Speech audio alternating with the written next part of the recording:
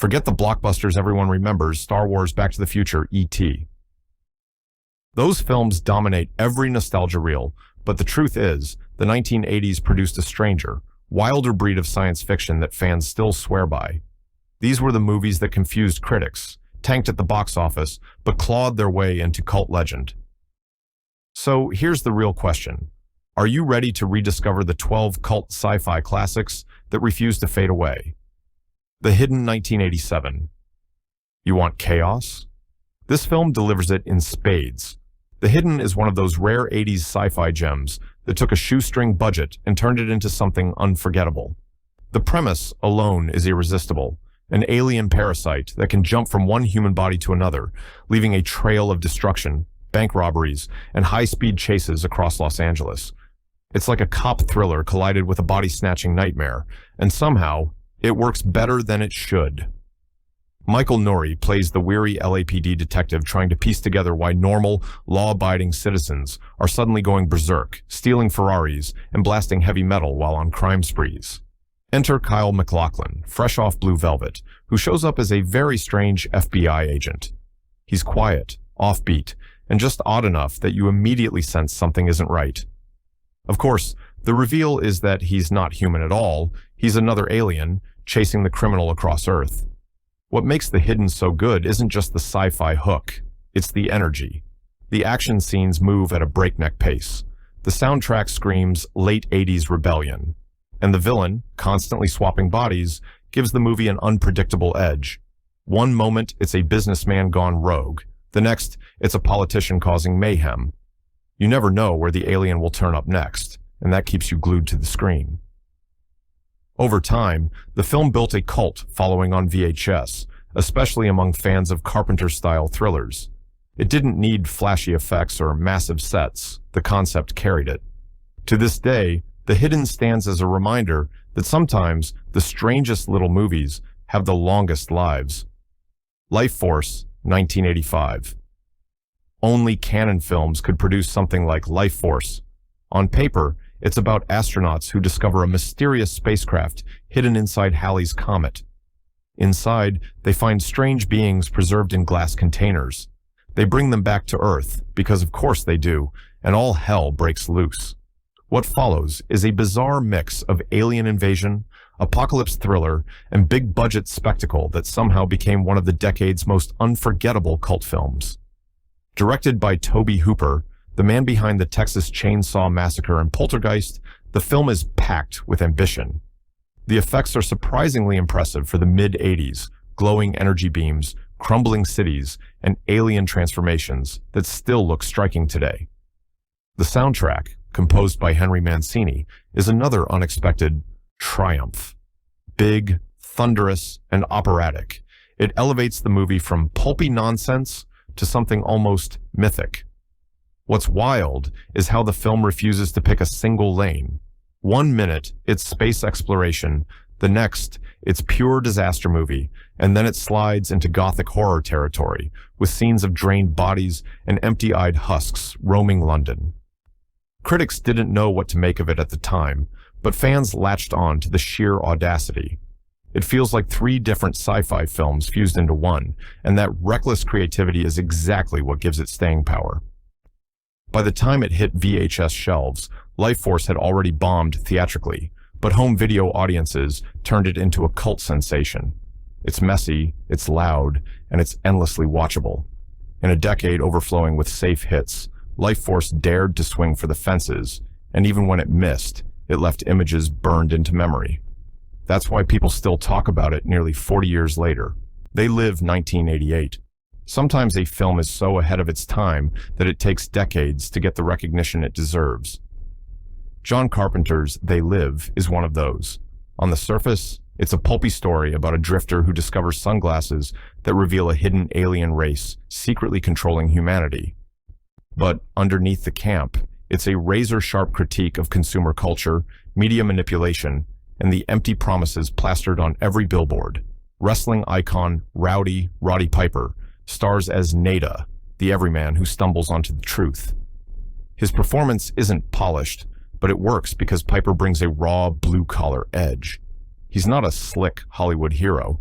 He's a guy who looks like he just stepped off a construction site, which makes his awakening feel even more grounded.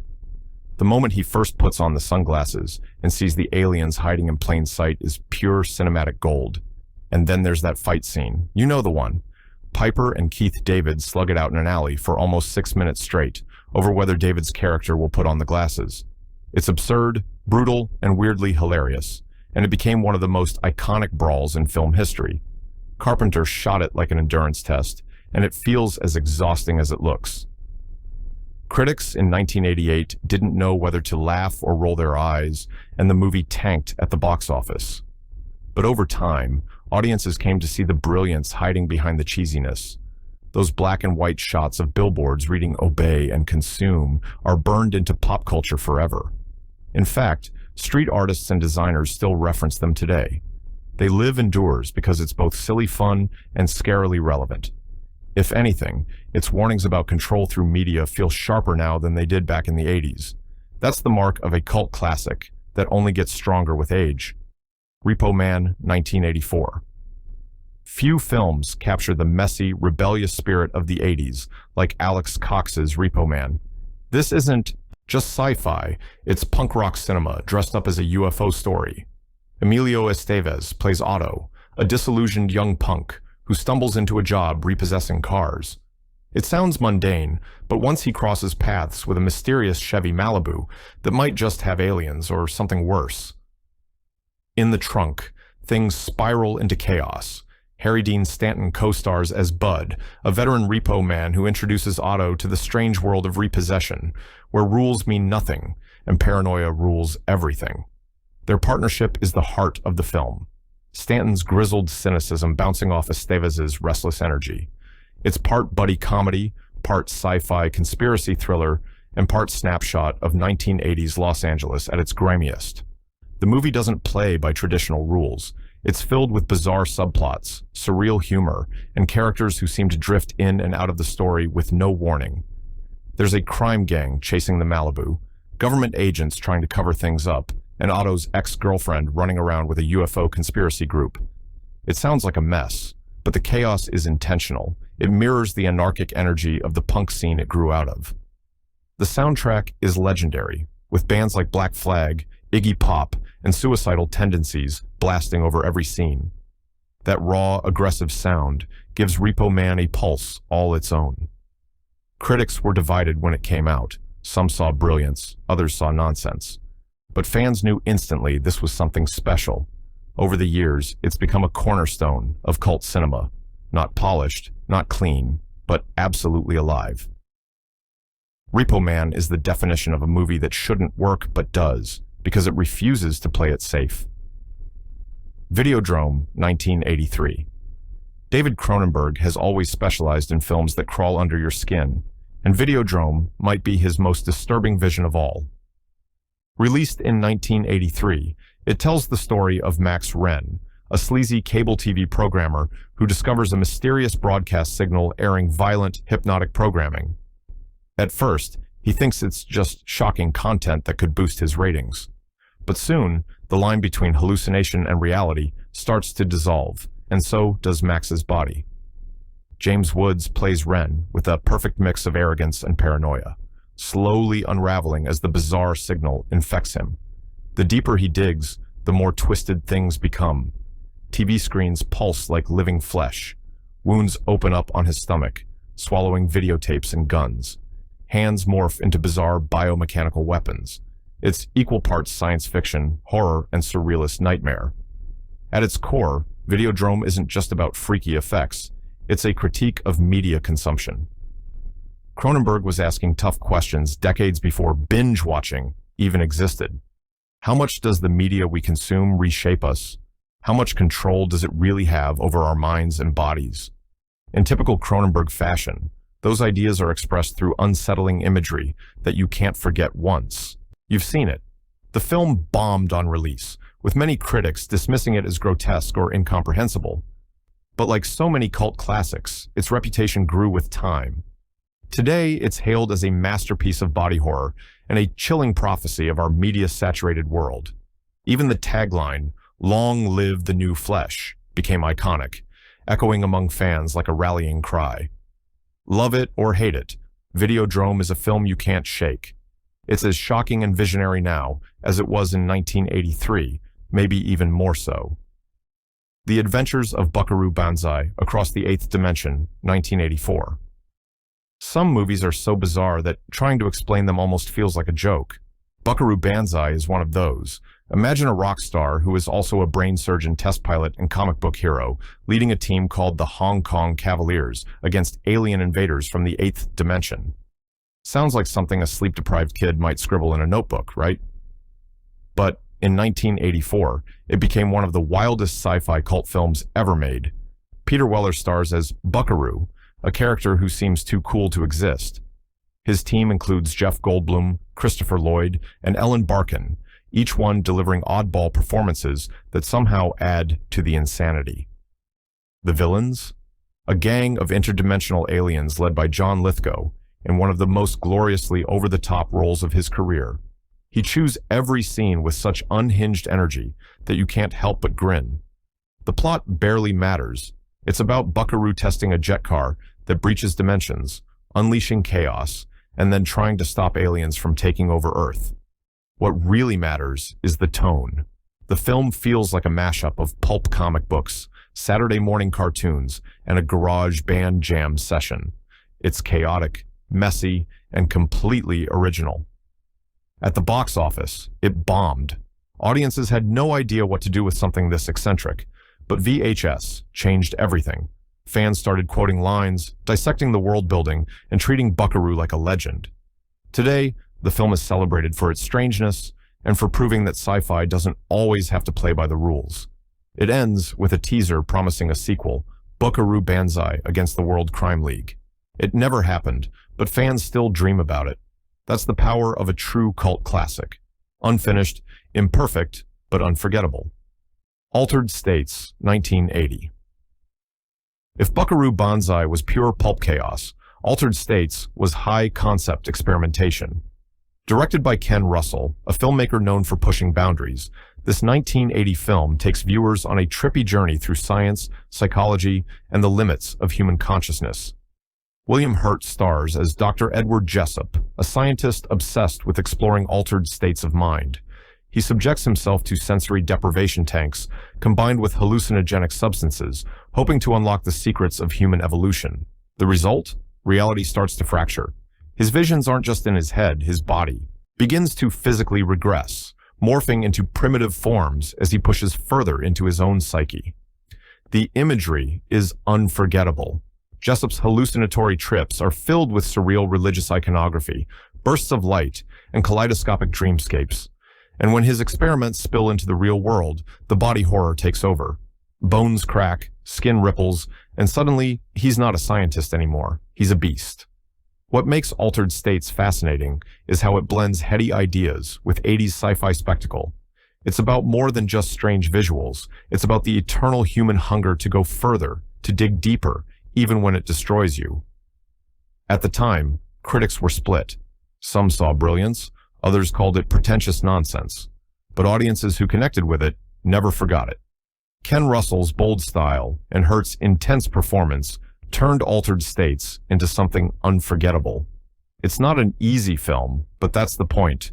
It dares to ask whether human curiosity has limits, and what happens when we cross them. Scanners, 1981. If there's one scene people remember from Scanners, it's the head explosion. Yes, that one.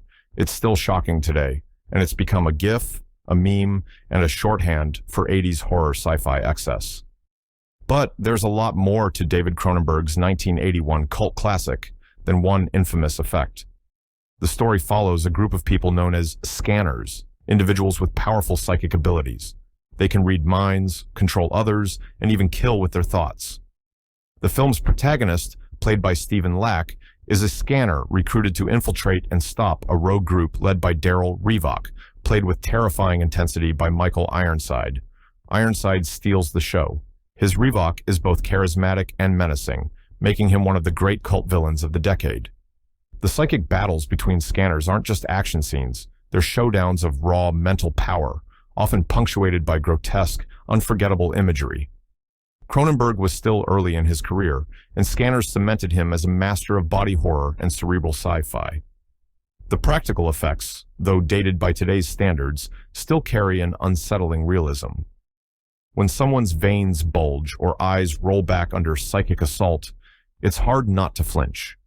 Like many of the films on this list, Scanners didn't light up the box office, but it thrived on VHS. Fans latched onto its mix of action, horror, and paranoia, and it eventually spawned sequels and spin-offs, though none captured the original's punch. Scanners is remembered today not just for its shocking moments, but for the way it took a wild idea and treated it with deadly seriousness. It's unsettling, it's weird, and it's pure 80s sci-fi cult cinema at its finest. Trancers, 1984. Sometimes, the best cult films come from stretching a small budget as far as it can possibly go. Trancers, directed by Charles Band, is a textbook case. It's a gritty, little time travel noir that doesn't try to look like Star Wars. Instead, it takes a clever idea and runs with it. The story kicks off in the 23rd century, where hardened cop Jack Death is on the hunt for Martin Whistler, a criminal mastermind with the power to control weak-minded people, turning them into zombie-like followers called Trancers. When Whistler escapes into the past, 1980s Los Angeles, Jack follows, arriving in the body of one of his ancestors. What follows is part detective story, part dystopian action, with just enough sci-fi flavor to give it its edge. Tim Thomerson nails the role of Jack Death. He's got that world-weary cigarette ash delivery of a classic noir detective, but dropped into a neon-soaked 80s setting. His chemistry with a young Helen Hunt, playing a punkish sidekick, gives the film an unexpected charm. The effects are modest, but the atmosphere carries the weight. Dirty alleys, rain-soaked streets, and dim neon lighting make LA feel like a futuristic nightmare, even without expensive set design. Critics barely noticed it on release, but video rental stores kept it alive. Fans loved its blend of hard-boiled grit and sci-fi weirdness, and it quietly spawned a string of sequels, each more outrageous than the last. Trancers isn't polished, but that's exactly why it works. It's scrappy, inventive, and endlessly rewatchable. Everything a cult sci-fi flick should be. Battle Beyond the Stars, 1980. Before James Cameron became the king of sci-fi with Aliens and the Terminator, he cut his teeth working on this Roger Corman production. Battle Beyond the Stars is essentially the Magnificent Seven in space, and it's a prime example of 1980s low-budget ambition. The film follows a young farmer named Shad, played by Richard Thomas, who sets out to recruit a team of mercenaries to defend his home planet from an intergalactic tyrant named Sador. The setup is simple, but the execution is where the fun lies. Each mercenary is bizarrely unique, from a lizard-like alien warrior to a collective hive mind species to a Valkyrie pilot who's more interested in glory than survival. It's pure pulp sci-fi with a dash of camp. The effects are surprisingly strong for a Corman film, largely thanks to Cameron, who worked on the miniature models and visual design. The alien ships have personality, and the big space battles, while clearly made on a shoestring budget, still pop with energy. The score by James Horner, another soon-to-be Hollywood heavyweight, adds an epic punch. Critics weren't impressed. It was dismissed as a cheap Star Wars knockoff. But audiences renting it on VHS saw the charm. The goofy costumes, earnest performances, and colorful world building gave it a personality that big-budget imitators often lacked. Over time, it became a rite of passage for sci-fi fans digging past the obvious classics. Battle Beyond the Stars is scrappy, ambitious, and proof that sometimes the most influential work happens on the fringes. Without it, we might not have gotten the James Cameron who changed cinema forever. Cherry, 2019-87. Few cult films balance post-apocalyptic grit with deadpan humor like Cherry 2000. On its surface, it's about a man trying to replace his android companion after she breaks down. But beneath the oddball premise, it's a unique spin on the futuristic wasteland genre that exploded in the 80s. David Andrews plays Sam, a mild-mannered office worker whose life spirals after his android malfunctions. Replacement parts aren't easy to come by, so he hires a rugged tracker played by Melanie Griffith, to escort him into the Zone, a lawless desert full of gangs, mercenaries, and all manner of dangers, to find a new model. The film feels like a hybrid of Mad Max and a quirky road movie. Griffith's character, E. Johnson, steals the show. Armed with a muscle car and enough grit to scare off the desert warlords, she transforms what could have been a disposable B-movie into something memorable. Their uneasy partnership gradually shifts into trust, giving the movie an emotional anchor amid the chaos. What really makes Cherry 2000 stand out is its tone. It doesn't take itself too seriously, but it also doesn't play everything for laughs. It balances action, satire, and just enough heart to keep you invested. The desert visuals are striking, the villains are colorful, and the whole thing feels like a time capsule of 80s sci-fi creativity. Ignored by audiences on release, it became a late-night cable staple and a VHS discovery for adventurous viewers. Today, it's remembered as one of those oddball gems that tried something different and somehow pulled it off. Enemy Mine, 1985. While many 80s cult sci-fi films thrived on excess, Enemy Mine succeeded by going smaller, focusing on two characters trapped in an impossible situation. Directed by Wolfgang Peterson, this 1985 film tells the story of a human fighter pilot, Willis Davidge, and an alien soldier, Jereba Shigan, who crash land on a hostile planet during a brutal interstellar war. Enemies by design, they're forced to survive together, and, in the process, form a bond neither expected. Dennis Quaid plays Davidge with brash energy, while Louis Gossett Jr., unrecognizable under heavy alien makeup, delivers a stunning performance as Jereba. Their relationship starts with hatred and mistrust, but evolves into respect and eventually deep friendship. It's a story about breaking down barriers, told through the lens of sci-fi survival. Visually, the film is striking. The alien landscapes are both beautiful and dangerous, filled with storms, predators, and loneliness. The production faced setbacks and delays, which ballooned the budget and hurt its box office chances. Critics at the time dismissed it as heavy-handed or overly sentimental. But fans saw something more, a sincere emotional story tucked inside the trappings of a space opera. What really cements Enemy Mine as a cult classic is how well its message still resonates. It's about empathy, about finding common ground, even in the unlikeliest of places. While it may have struggled commercially, those who discovered it on VHS or late-night TV screenings never forgot it. In a decade filled with explosions and one-liners, Enemy Mine proved that sci-fi could also be tender, thoughtful, and human. That's why it still holds up almost 40 years later.